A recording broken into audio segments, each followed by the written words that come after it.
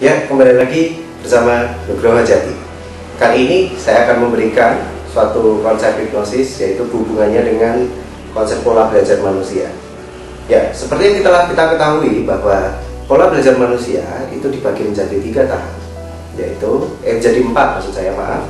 Yaitu yang pertama adalah tidak tahu kalau tidak bisa, lalu selanjutnya menjadi tahu kalau tidak bisa, lalu setelah dia belajar dia akan menjadi fase yaitu tahu kalau bisa, dan seiring waktu dengan dilupakannya kegiatan belajarnya itu dia akan jadi tidak tahu kalau ternyata dia bisa.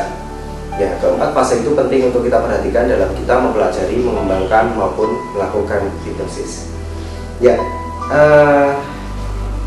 kita bisa menjudge hipnosis sembarangan, misalnya boleh ya, misalnya hipnosis itu kok kayak gini aneh, terus salah, hipnosis itu biasa saja dan sebagainya.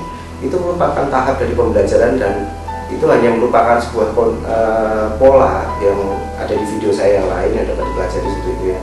Itu hanyalah kesimpulan sementara, dan kesimpulan tersebut dapat berubah dengan seiring dengan berjalannya waktu dan kesempatan. Ya, saya mendapatkan sebuah inspirasi yang cukup menarik. Kasusnya menarik sekali gitu ya. Saya mendapatkan banyak inspirasi dari rekan saya, Gary Febrian, di mana beliau itu seorang pengusaha juga, pengusaha sebuah percetakan yang besar di Solo seperti itu. Beliau juga kita pernah berdiskusi, berbincang-bincang bahwasanya satu kesimpulan yang saya ambil dan sangat bermanfaat sekali, yaitu adalah ketika kita melakukan sesuatu, kita jadi tahu masalahnya apa. Tapi kalau kita sudah membuat ruwet di awal, sudah memikirkan yang tidak di awal, tanpa kita nggak melakukan apa-apa, itu nanti kalau kita nggak tahu apa-apa, karena kita tidak melakukannya. Artinya seperti ini, dalam berbisnis, dalam melakukan entrepreneurship dan jiwa entrepreneurship, terus melakukan usaha, bisnis, usaha dan sebagainya, dia memang berpesan bahwa tidak usah perlu banyak memikirkan, tetapi pemikiran itu cukup yang akan dilakukan, lalu kita mencari lagi permasalahan yang apa yang perlu dipikirkan, itu adalah setelah melakukan. Jadi jangan sampai kita ruwet dulu dengan pemikiran kita di awal tanpa kita tidak melakukan apa-apa. Ya, seperti itu halnya seperti dengan hipnosis. Ketika Anda untuk belajar hipnosis, itu kan terkadang kenapa banyak yang banyak lakukan, ya workshop itu 70% banyak lakukan, sehingga 30% hanya teorinya saja, teori dikit aja. Itu tujuannya bukan untuk tiba-tiba Anda melakukan langsung bisa, tidak. Tetapi dengan Anda melakukan hipnosis, Anda akan muncul pertanyaan baru, Anda akan muncul permasalahan baru yang itu dapat didiskusikan ataupun dijelaskan. Nah, diperbaiki menurut saya. Nah, sama halnya seperti manusia. Awalnya Anda mungkin sekarang tidak tahu. Sekarang saya tanya pada Anda bisa nggak makan pizza 50 pizza dalam waktu 1 menit?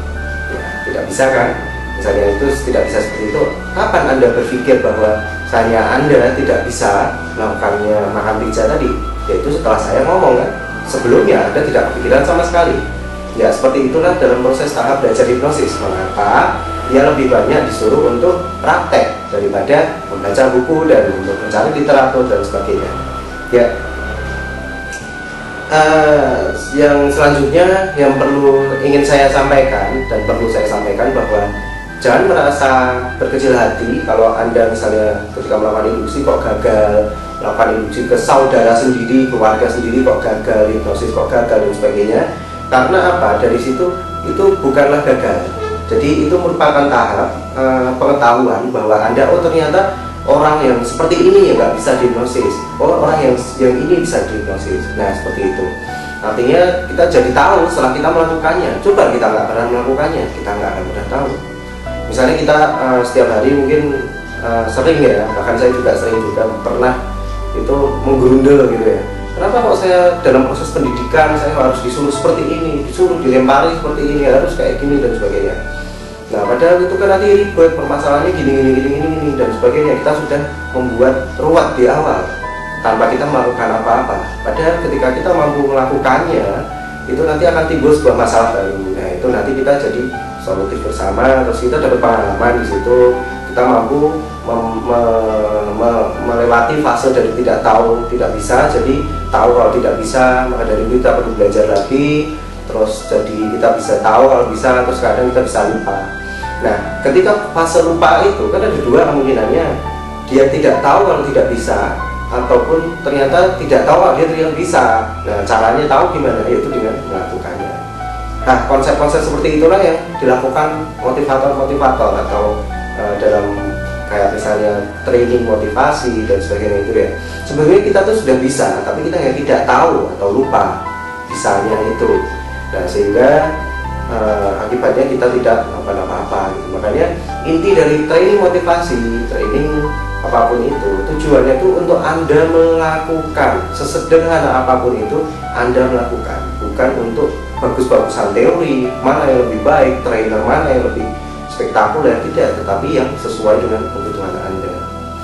Ya, seperti itulah alasannya bahwa mengapa belajar hipnosis juga kita harus latihan. Awalnya kita pakai skrip dulu, buka baca buku, terus kita bilang ya mulai hitungan 5 sampai 4, 3, 2, 1, Anda akan tertidur, masih kaku sekali.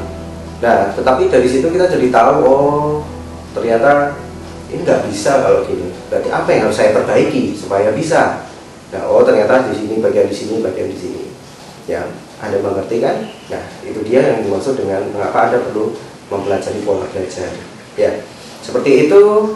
Semoga bermanfaat. Kita bertemu di lain kesempatan. Salam sadar, Nugroho Jati. Sampai jumpa.